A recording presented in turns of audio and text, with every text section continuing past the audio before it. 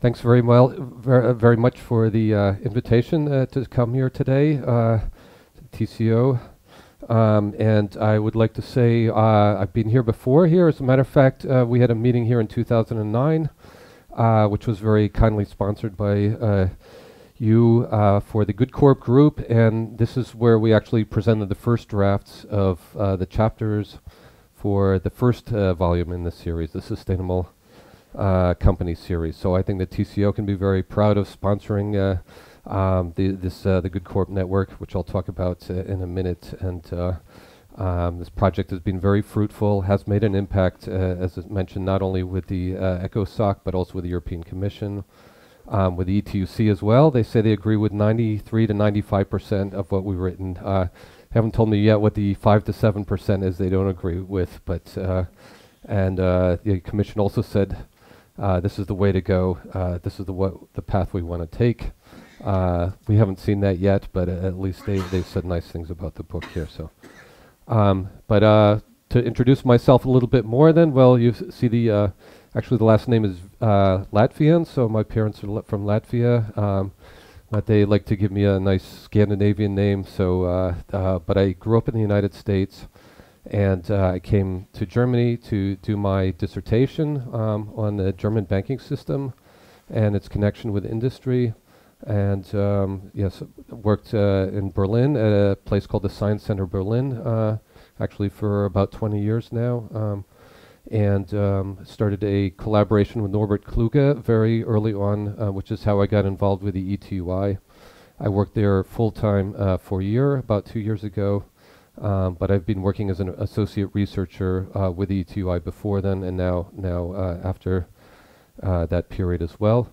And I run an advisory group called the GOODCORP group, which I'll talk about in a minute. But my research focuses on corporate governance and worker participation, financial markets, hedge funds, private equity funds, all kinds of phenomena like that. So what I'd like to do today, I should encourage you to interrupt me with questions or clarification points that you might have. So what I'd like to do today is to look at, first of all, the new action plan that the European Union has published, actually on the 12th of December. This is going to be the roadmap for the way the European Commission wants to go on European company law. This is not exactly the path we want to take, so I'll be fairly critical of this action plan. I see it as still basically pushing forward the shareholder value model of corporate governance. I'll talk about why we need an alternative to shareholder value in corporate governance. And then I'll tell you more about the Sustainable Company Project, which we started, and what we see as the main elements of what we call the sustainable company alternative to shareholder value. Okay, well, the 2012 action plan was the successor to what's called the 2003 company law action plan. So if you go back in the history of the European Commission, there's a very controversial proposal for the takeover directive, and there was a tie vote in the parliament because there's no agreement on which path the European Union should take on takeovers, whether a takeover should be allowed or not, or should be made easier or not. So basically, the European Commission hired a bunch of experts to come up with a plan, roadmap ahead for company law and corporate governance. And they were very much shareholder oriented, and basically this company law action plan is seen as the arrival of shareholder value formally at the European level. Many proposals were made within that action plan, which were passed in the last 10 years. So the minority shareholder rights directives, the takeover directive, and the cross-border mergers directive were passed. So basically, this was a successful plan in the sense of getting setting a roadmap and getting a lot of initiatives passed at the European level. However, after the financial crisis, more and more voices were critical of the shareholder value paradigm. So People have said that the shareholder value paradigm itself is flawed and encourages companies and managers to focus too much on short-term share prices rather than long-term value creation within the firm. Actually, right after the financial crisis happened, and the European Commission seemed to share some of these criticisms. The new commissioner for the internal market, Michel Barnier, spoke about the need for a stakeholder alternative, a new path ahead. But that's, as we've gotten further away from the financial crisis, it seems that this criticism of shareholder value has become less and less pronounced from the European Commission. For those of you involved in the ETUC working groups or within your own organization and taking positions, there have been quite a few consultations since the financial crisis. Public consultations organized by the European Commission. So there's a consultation done on corporate governance in financial companies, one done on corporate governance in non-financial companies, one done in company law, and a whole number of consultations done in more specific areas like insolvency and non-financial reporting and things like that. So since the new commission came in after the financial crisis, it was very, very busy with organizing public consultations, but actually very little actually came out in terms of concrete proposals from the commission. Finally, on the 12th of December, then this EU company law action plan was passed, but the timing basically means that very little of this will actually get passed before the end of this term in the European Commission, because the European Parliament has said if we don't get any new proposals by the 21st of June, so that's a national holiday in Belgium, after that holiday starts, then basically the summer break comes. The European Parliament has said unless we get concrete proposals before that date, then we probably won't take action on them. So. And the truth is that most of these proposals have not really been worked out in the company law action plan. They need to have impact assessments. They need a long period of negotiation for working out concrete, basically solutions. So what's being proposed in this action plan probably won't see the light of day during this commission. So we're talking about elections in another 2 years, and then another period of office here. So, okay, let's go through the action plan. What is in the action plan? Well, we have sort of four main areas. Well, actually 3 main areas, and then sort of a 4th project in the action plan. The first area in the action plan deals with corporate governance. So that deals with the composition of the board, the way the company boards operate, et cetera, et cetera. There we have understand that the Commission won't make any hard law proposals in this area. I'll go through in a minute in more detail about what is specifically recommended. But in this area of corporate governance, the Commission will probably only make soft law recommendations about how boards should operate. The core of the action plan is really the area of shareholders, what the shareholder rights are, what transparency there is for shareholders, and what engagement the shareholders have. So I'll go through in a minute in some more details about what's being proposed there. I think actually not all of this is bad. Then there are some good proposals there which have been demanded by the ETUC. But it's interesting that the core of this action plan really focuses on shareholders, and you see very little about workers in this action plan. The third main area is the cross-border operations of EU companies. This is not a strong point in the action plan, but there are a few concrete measures that will be proposed. And then finally, from a sort of trade union point of view, often when the Commission talks about codification, that often means simplification or rationalization or things like that. The Commission would like to codify EU company law. Maybe that by itself is not bad, but if it's used as sort of a measure to kind of push standards down, then this is probably an area where trade unions should really pay close attention to and watch what's going on. Okay, I'll go through those three areas in a little more detail just to look at what the Commission is recommending. Okay, and this action plan, they usually say, look, we'd like to do something in this area, but we won't make a more detailed proposal until later next year or the year after or something like that. So it's difficult to say what in detail the Commission is recommending. But the Commission did say in the action plan they want to address the issue of board diversity, policy, and risk management. So they want to have some kind of recommendations to the member states and to companies that they should have more disclosure of how they decide on their diversity policies for board membership and how they manage risks within the firm.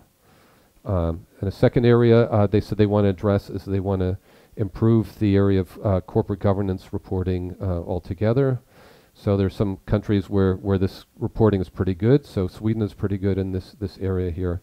But if you look at companies from, let's say, Greece or Portugal or something like that, then you don't get very much information about the corporate governance of the company. So the Commission said they would like to address that, but again through recommendations. And we know that recommendations often are not observed, or if there's a comply or explain aspect to it, then often there's an explanation for why the company hasn't agreed to it. Okay, this is really the core of what the EU action plan is looking at. So they would like to really, they see that the shareholders aren't really operating the way they're supposed to according to shareholder value theory. So shareholders are really supposed to use their voting power to basically enforce their long-term interests. In the shareholder value model, their shareholders are supposed to be active, take an active role in corporate governance. This just basically isn't true. Most shareholders don't even vote on their own shares. They don't go to annual general meetings. First of all, small individuals can't really be expected to do that. But even the institutional investors often don't go to shareholder meetings, don't vote in them. I heard that CalPERS, so that's the big pension fund in the United States, has shares in 14,000 different companies, and they just don't have the staff to go out and to play an active role in corporate governance. So basically the Commission has said, okay, we realize that this idea of this active shareholder isn't really working. We want to address this problem in the action plan and make some proposals for how we can improve this situation. But one of the first things they want to do is to identify shareholders. So in many countries it's very hard for a company to go out and find out who their shareholders are. So I think in Sweden the situation is very good for listed companies. I think every single shareholder has to be listed fairly regularly, but there are many countries where it's very, very hard to find out, is a hedge fund building up a large position in my company, or is a private equity fund trying to take us over, or something like that. So the Commission has said they want to improve the identification of shareholders so companies know who their shareholder base is. So this is, I think, a good proposal. Companies should know who their owners are. Another good proposal is that the Commission would like to have more transparency amongst institutional investors. So when we invest our money in a mutual fund, for example, we want to have the right to know how the mutual fund had voted on the shares that it was holding on our behalves here. Another area that the Commission said they want to address is they want to have better shareholder oversight over remuneration policy. So shareholders should have a right to vote on remuneration policies. There are very few countries in the EU that actually allow this at this point. They want better shareholders oversight of related party transactions. So a related party is when someone sits on the board of a company, for example, and then gets a contract in addition for doing business with the company. that's seen as a related party transaction, then that's seen as a potential for conflict of interest, and that the Commission said they would like to have some rules on that, some better rules on that. The Commission would also like to address the area of proxy advisors. So proxy advisors are big companies like ISS who will go out and vote on the shares for institutional investors. And oftentimes they'll control maybe 30 to 40% of the votes at a shareholders meeting. So some people say that these proxy advisors like ISS have become more powerful than the institutional investors themselves. The Commission would like to have some kind of regulations for that situation. Another area the Commission would like to identify or address is the issue of investor cooperation, acting in concert. This is seen by some people as a barrier to, let's say, pension funds working together to discipline bad companies with bad labor practices or something like that. So some people in the investment community has said there's danger that if that institutional investors might see this as kind of collaboration, and that they might get into legal trouble in some countries if they try to collaborate and influence management. So the Commission would like to clarify that to make it easier for investors to cooperate with each other, to bundle their voting power together and influence companies. And finally, a very controversial area for trade unions here, employee shareholdership, ownership. In particular, our Italian affiliates have big problems with that, but they're not the only affiliates that have problems with that. In particular, the Commission would like to promote cross-border schemes. So I think that creates a challenge. Then I think that ETUC is not against shareholder employee share ownership on the surface, but it would like to see certain principles respected. For example, that the employees shouldn't be too much financially dependent on the employee shares and that sort of thing. So that's sort of the core area, and again, it's all dealing with shareholders areas. Third area is the cross-border operation of EU companies. First of all, there's a very topical issue right now. There's a consultation going on right now. All of you can participate into that until April 16th, I believe, is the deadline. And I think this is a very key issue for the whole the whole topic of employee participation, board-level employee participation, because when you transfer your registered office, then there's the danger that if you take the company law of another country, let's say a Swedish company transfers its office to England, then there's no worker participation in the English company law. That creates the danger that companies can use this cross-border transfer of registered offices to get around worker participation. This happens kind of through very indirect mechanisms, and our friend in the European Parliament, Evelyn Regner, put pressure through this report on the European Commission. The Commission should address this area and have clear rules for cross-border transfers and to protect worker rights. So there are a few key issues here. If you want to take part in the consultation, one issue they ask for here is they ask, should the headquarters and the registered seat of a company be allowed to be separated? So should it be possible for a Swedish company, for example, to have its headquarters here in Stockholm, but to have its registered office in England and to use English company law? The ETUC has a very clear position of no on this issue here. Worker participation is also brought up as an issue in this consultation, and people who respond to this consultation are asked, do they support the SE standard, the European company standard, or the cross-border mergers standard, or other standards? The ETUC is recommending that people take a European Company Plus standard. Gets rather complicated, but that's sort of seen as the sort of the best existing protection right now for European companies and movements across borders. This would be an opportunity to have a before and after principle, so companies that have worker participation can't lose that because they're transferring their registered seat. So,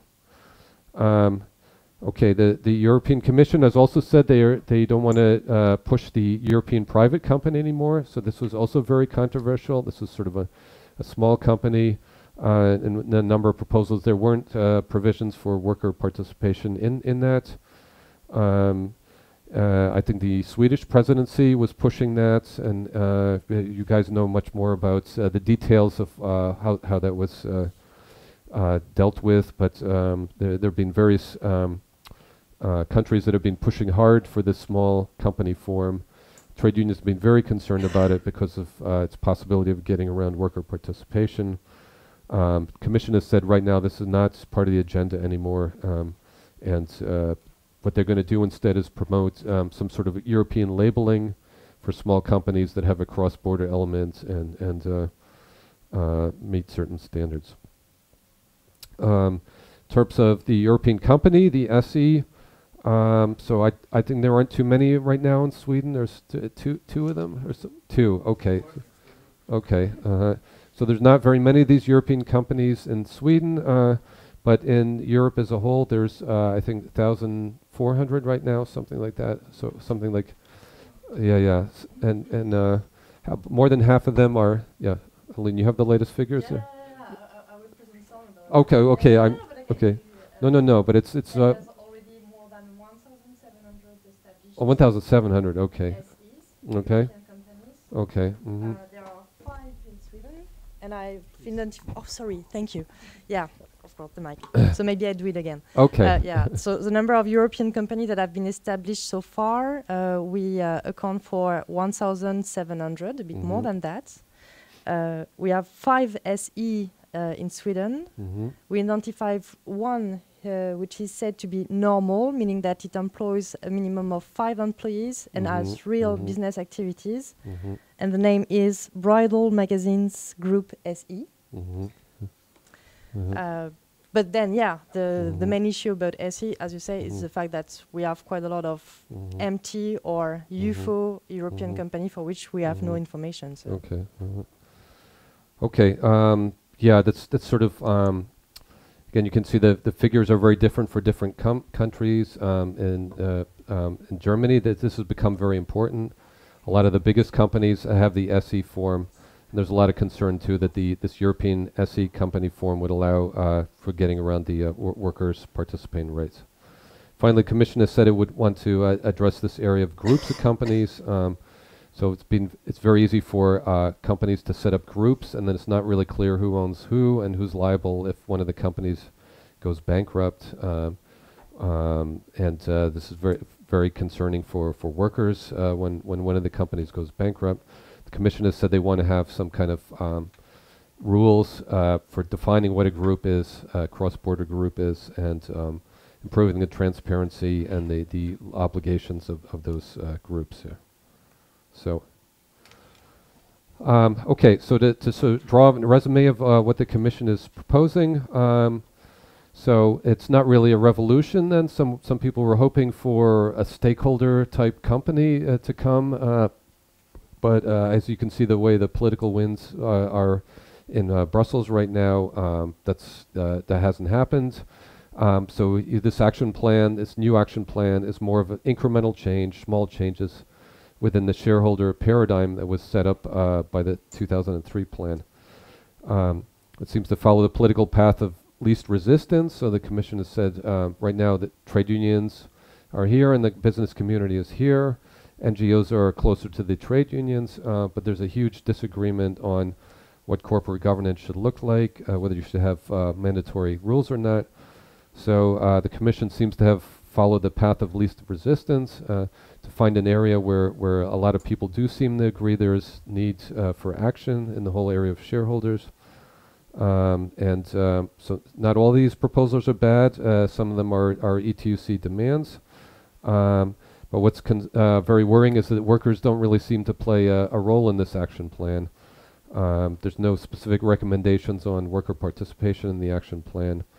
And it seems to be this current battle going on the cross-border transfer of registered offices, that this is the sort of litmus issue, testing the political winds, how many people are really in favor of worker participation or not.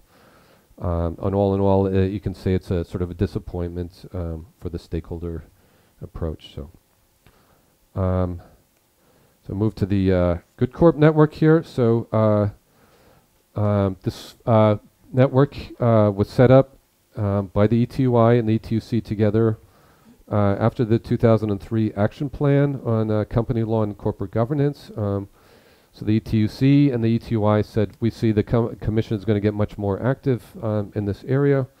We need to have a network of trade union friendly activists and experts set up that can help the ETUC take positions on these issues. So I'd say we have a mailing list of, about 60 people, but there's about 40 people who have participated in one way or another. And that includes both academics close to trade unions and trade union experts. We provide input into company law and corporate governance developments. We often go to the conferences that take place, provide speakers at conferences, and we advise the ETUC as well on what positions can be taken on certain issues. So, of course, the ETUC has its own internal decision-making process for how positions are taken, but if the ETUC has questions about certain proposals, they often come to us for advice on that. So, anyways, the main project right now, the GOODCORP group, is the Sustainable Company book series. So the first volume was printed in 2011. So that focused very much on corporate governance, and the context then was the EU consultation on corporate governance. So this is what I mentioned, the baby that was born here in 2009, and the second volume followed a year later on that, and that focused very much on company law. And the context then was this EU consultation on company law, and now the action plan that I just talked about. And we have a third volume forthcoming later this year, which will focus on sustainable investing. And the context is that a green paper that has just been published last week by the European Commission on sustainable long-term financial markets. So we hope to address that debate as well. So we've been, the ETUI has allowed us to keep the same colors for the different volumes, so we have very lovely color combination here, even though the official policy for new books has changed. So I anticipate the third volume will also have this lovely combination here. In the meantime, we're in second printings here, so this is now called Volume 1 and Volume 2. Anyways, so what do we mean by sustainability when we talk about the sustainable company? Well, I think it's important to be clear about what we're talking about here. In the old days, many people just thought sustainability was dealing with the environment, but for more and more people and for our group, sustainability has to be a multi-dimensional concept. So if we're talking about the sustainability companies, it should not only be financial, should not only be environmental, but it should also be social. We also have to pay attention to the social dimensions of sustainability. Workers need to have good working conditions. They need to be trained. They need to have good family leave policies, work-life policies, et cetera, so that the human resources of a company are sustainable. So I think we think it's very important for trade unions to engage in these debates about sustainability, to make sure that the employment aspect of sustainable companies is not neglected. Okay, if we define sustainability as having these three dimensions, then we see there's a big problem right now going on in the way our companies are operating here. First of all, the climate crisis here can be seen as a massive failure, massive externality, as economists call it. And our companies are not doing enough in terms of the climate crisis. So these are some figures from the Carbon Disclosure Project, which monitors sustainability reporting by something like the world's 2,000 largest companies. And it says if we really need to meet the objectives that we agreed in Copenhagen, then companies have to reduce their emissions by around 4% per year. But only 20% of the global 500 companies have actual targets to 2020. And if they do have a target, then the reduction is only about 1% per year. So companies need to change a lot if we're going to meet these climate change goals. The social crisis, almost every country there's increasing inequality. And of course that inequality is not only due to so-called flexibilization of labor market below, but also the CEOs of companies that are earning more and more money. Right now, the ratio of CEO pay to average worker pay in the U.S. is about 500 to 1. And the highest pay for a CEO of a non-financial company worldwide, we don't know exactly, but we think it's a guy called Carlos Slim, who owns a telecommunications company in Mexico. We think his net worth is, as reported by Forbes, is $77.5 billion. Here we have the highest pay for a CEO of a financial company, John Paulson, head of a hedge fund, and he made $4.9 billion in 2010. He basically made that money betting against, betting on the financial crisis. So before he was making money when the market was going up, and then he bet it on it going down. So so basically you see, even though there's a brief dip in CEO pay after the crisis, there's an increase again. Things are, CEO pay is increasing. The share of money going to the top 1% in the world is increasing, and one of the reasons is that the corporate governance system here prioritizes more and more pay for the CEOs. Okay, so the financial crisis, I don't know, can anyone identify any of these people here? This is, let's start with him here. Anyone recognize him? It's Madoff here. So he made up, I think, 50 billion that didn't exist. So he had a basically just a fake fund, and of course that money wasn't there, disappeared. Okay, so this is Kenneth Lay from Enron, CEO of Enron. So he also defrauded the shareholders. This guy here, this is really a very historical question here. This guy is Ponzi. He's the guy, inventor of the Ponzi scheme. So anyways, you can kind of see that this issue of fraud keeps coming up over and over again. In many ways, the shareholder value paradigm basically creates opportunities for fraud through stock options and derivatives and things like that. So one big example of financial unsustainability we have coming up is the whole area of private equity. So this is basically, these are the amount of loans which will be running out in the years coming up. And you can see private equity has used a lot of highly leveraged loans, and they can't sell their companies now. So there's going to be something like over $300 billion worth of loans coming due 2014. If you can't find refinancing for those loans or some kind of new buyers for the companies, then yeah, basically a lot of workers are going to be in trouble because the companies are going to be going bankrupt. So there are other areas as well, so that highly leveraged takeovers and things like that. But this is one area I work on in private equity, and we can see particular problems there. Okay, I mentioned shareholder value, this idea that the best measure of value of a company is the stock market. and the investors choose the boards, and then the boards basically hire the factors of production like workers. This concept of what the firm is like and should be run is one of the basic problems for this triple crisis we have. So this is some research I've done here. So this is based on data from Vigeo. So this is a rating agency for sustainability that was set up by the French trade unions. And they see 6 main dimensions to sustainability.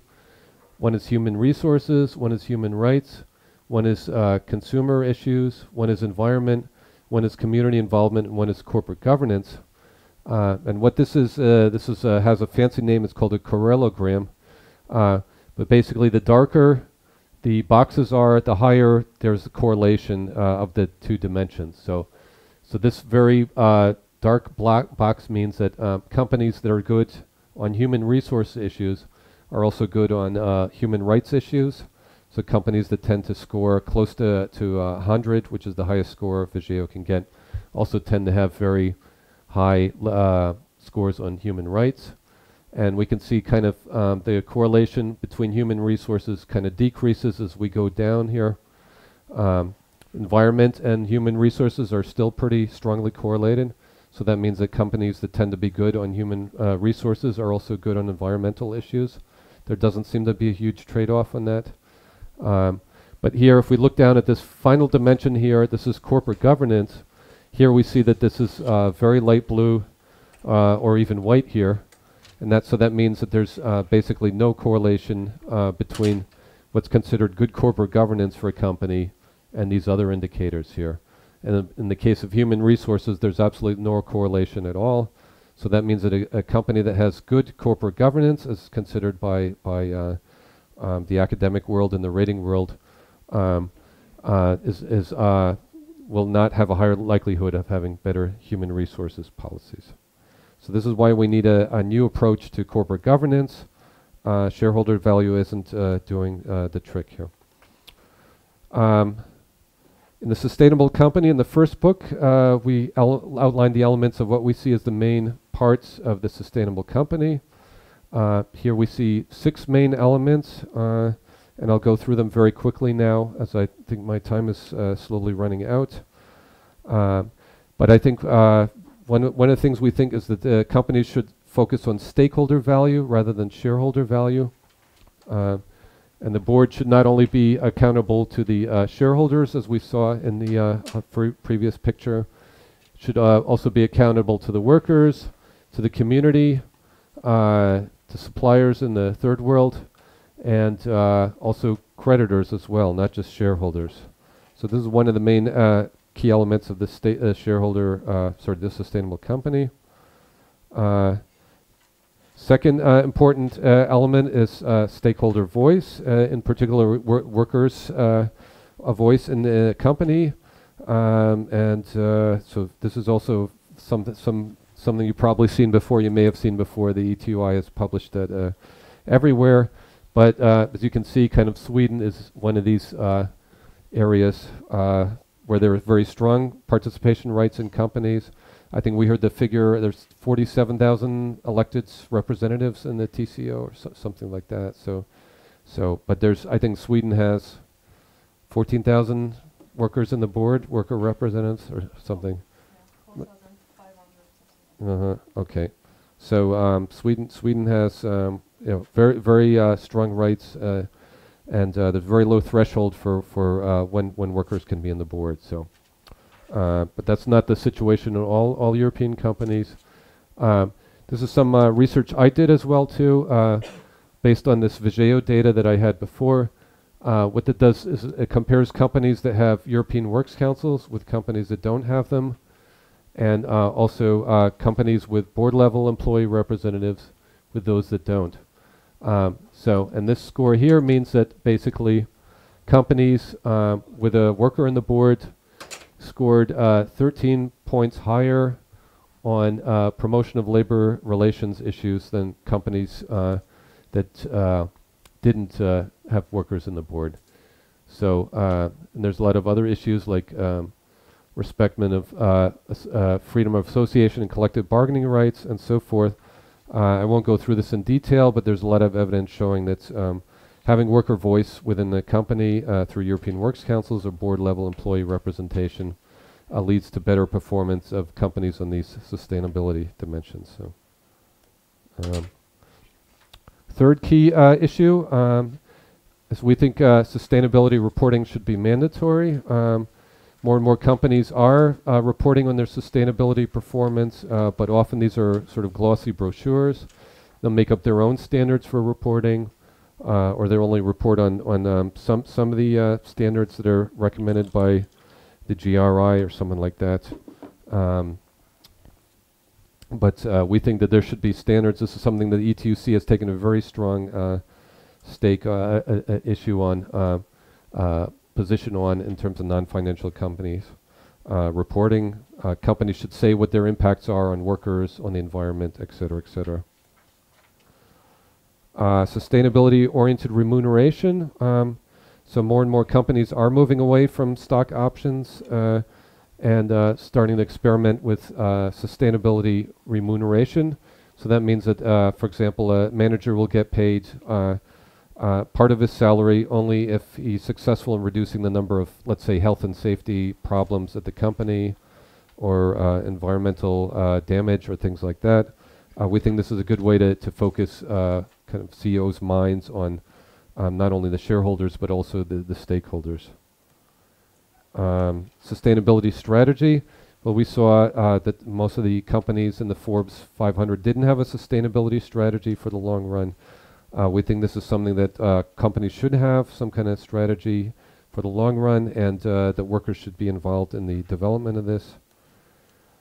And finally, a very, very tough issue is how we can turn around our investors to become long-term responsible investors.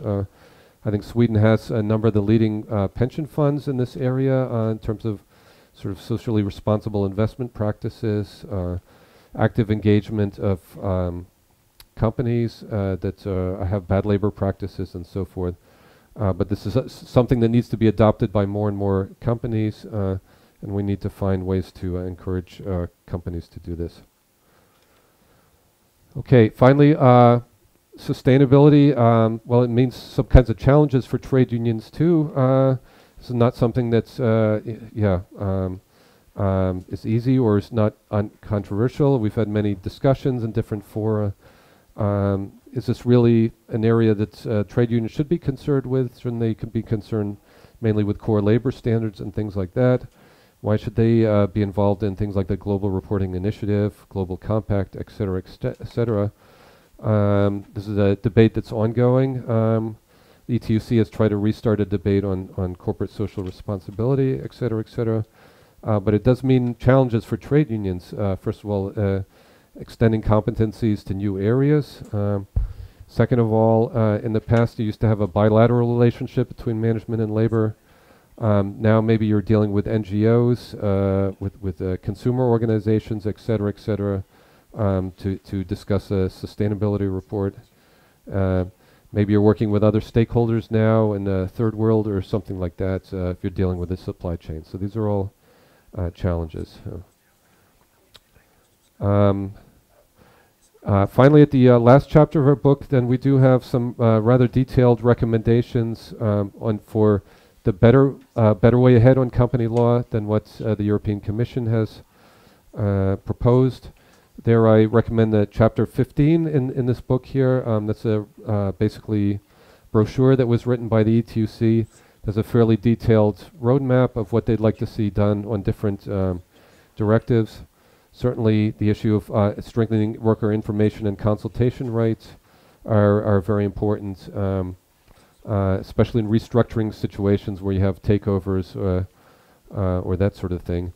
And another very important point is this ETUC project on European minimum standards for worker involvement. But I think some of the speakers coming ahead of me will be addressing some of these issues here. So I think I'm just about in my time here, so I don't know if we ask questions here, or would we leave things for the discussion at the end? Yeah? I have Okay. So you told us that employees about employees' share ownership, and Yes. that there was some problems in Italy. Yes. Can you tell us a little bit more about that? Um, And then I also have another question as well. And okay, sure, sure. And it's about those blue boxes. That's page 11. Okay. You talk about shareholders' value. It's not correlated with sustainability. Yes. Sustainability dimensions. Okay. And I really don't understand that Okay. boxes at all. Okay. Good. First point is I don't want to just pick on the Italian colleagues, but they've been most vocal. So I think the idea of employees owning shares in a company is controversial with many trade unions. And there's also been a heated debate within the German trade unions as well on this.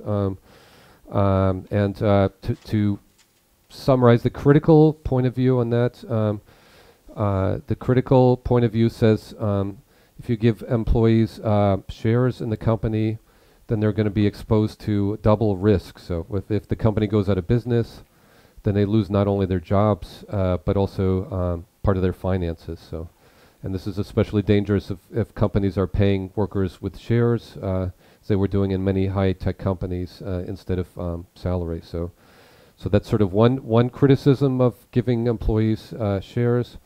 Another criticism is that this can positively influence employee motivation when the shares are going up, but when share prices are going down, then you can see motivation really decreasing, especially if share prices go below the price at which employees bought them. They can demotivate workers. So I think there's a lot of studies on this that show that it's very important to define what kind of employee shareholder plan you have. So first of all, it's important to have some kind of collective voice in these plans, so that employee owners are not only individuals, but they can sort of exercise voice together. And then, for example, in France, employees are allowed to have, employee shareholders are allowed to have an extra director on the board of a company if they own more than 3% of the company's shares. So it's important to have some kind of mechanisms like this so employees can bundle their voices together and have some collective influence in the company. Also plans where you have a long-term vesting of the shares, so you basically get paid out when you leave the company instead of having the right to sell the shares like tomorrow or something like that, and that helps improve the long-term base of shareholding. So those are some of the criticisms, but the ETUI has just recently developed a position on what kind of employee shareholding they'll support. I mean, I can send that to you, refer you to that, but there are very important principles like the employees shouldn't be dependent too much on these shares for their financial well-being, and the worker representatives be involved in negotiating these plans and that sort of thing. So your second question here, basically this organization, Vigeo, has a universe of about 2,000 companies, and that they look at companies along these 6 dimensions, and they give them a score from 0 to 100. So if a company was absolutely perfect in human resources policies, then it would get 100 points. But if it's someone like Walmart, it gets 0 or something like that. So you basically have ratings or rankings of companies along these different dimensions here. So again, you can have from 0 to 100. But this correlation means that you're also rating all of these companies, 2,000 companies, on these other dimensions here, like human rights here, for example. So basically, then if you have a very strong blue box here, you'll say that if one company scores, let's say, 90 on human resources, then there's also going to be a very high chance that it's going to get a 90 score on human rights issues here. And here the relationship is somewhat weaker here, but it also says that companies that have good human resources policies also tend to have good environmental policies as well. So if you have a strong blue box here, that means you're in the same boat together. A company that's good on this dimension will be good on that one here. A company that's good on human resources will also likely have fairly good environmental performance. But here you see something that's almost white here. So there's basically a company that has good human resources policies. It's not any more likely, there's no probability, it could have exactly the same probability of having a score of 100 or of 0 on the corporate governance practices here. So this is based on a correlation coefficient, and it's kind of the idea of how close companies are together on different dimensions. So this basically tells us that the companies that are good on human resources also are good on environmental issues and on consumer issues, but the companies that are very good on corporate governance issues aren't any better on human resources issues than companies that get bad scores on those that dimension. So does that help address that then? Sorry. Okay. I think this is very important because the shareholder value theory says companies with good corporate governance are good for their stakeholders, and this shows that this isn't really true. And also another issue you often hear is that well, companies that are good on human resources are bad on environmental issues. That also shows that that's not true, at least not in most cases. So, okay, any other questions on that? Yeah, sure. Another question about this. Yeah. Because I'm not quite understanding it. Okay. Either. I'm sorry. Okay. So if a company is good in corporate governance, it's not good on any of those, the other things? Okay. Let's. It's only a little bit better on environmental issues here. So, but that's basically you can say no, it's not. So, let's say if you have a company.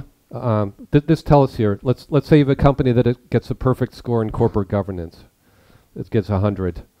That's not going to tell you anything about how good its environmental performance is or its human resources performance then. So this seems to be kind of a dimension totally by itself. So basically, so if you know that a company is very good in corporate governance or very bad, that's not going to help you predict how good it is on any of these other issues. So so this is very important because then it shows that companies that pay attention to the shareholders, right? The shareholders want to have good corporate governance, but companies that pay more attention to corporate governance are not going to be paying more attention to their employees or to the environment or things like that. So that's kind of the bottom line. So does that help on that? Okay. Yes, okay. thank you. I have some more fancy sort of multi-dimensional things on that. So, but this is not a statistics class, so I hope that's that's good enough here.